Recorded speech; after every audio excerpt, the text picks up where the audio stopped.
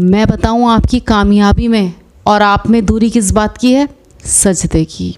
आपकी उदासी और नाकामी को मिटाने में और उसको खुशी और उमंग में भर देने में देरी काहे की है? एक सजदे की। If you have a power to do the sajda that can shake the sky then you can get everything.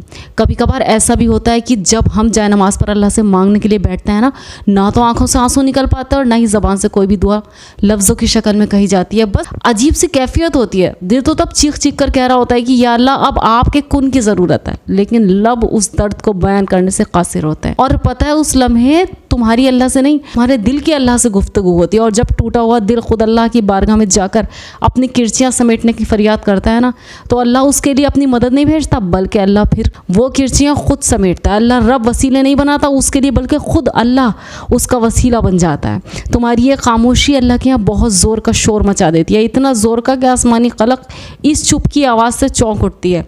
और फिर वो सारी खलक अल्लाह से तुम्हारे हक़ में दुआ करती है और फरियाद करती है कि या अल्लाह ये जो दर्द से तड़प रहा है इसे शिफा दे दे, इसके लिए कुन फरमा दे। जब आसमान तुम्हारी आवाज़ से लरज़ उठता है तो सोचो उस रब की कैफियत जिसने फरमाया है कि मैं शरक से भी ज़्यादा तुम्हारे करीब हूँ। सोचो तुम्हारी जिस खामोशी का शोर अर्श तक पहुँच सकता है उसे क्या तुम्हारे दिल में रहने वाला अल्लाह नहीं सुन सकेगा? वो सब सुनता है, वो सब जानता है, तब भी जब तुम कहते नहीं और तब भी जब तुम कहना नहीं चाहते। वो धड़कन है, वो धड़कनों की सुनता है। फिर ऐसे मौजज़े करता है कि दिल फिर से जी उठते हैं, धड़कनें फिर से बहाल हो जाती हैं और वीरान आंखें शुक्र से भर जाती हैं।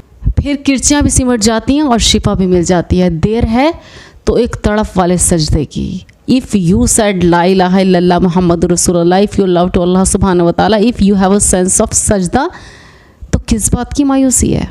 किस बात की मायूसी है? जवानी हो और सजदे में रोना हो और अल्लाह से फरियाद हो तड़प के साथ, फिर कौन सी चीज़ है जो आपको नहीं मिलेगी? So never be disappointed, get up and just do a ज़ोरदार सजदा जो अर्श पर शोर मचा दे।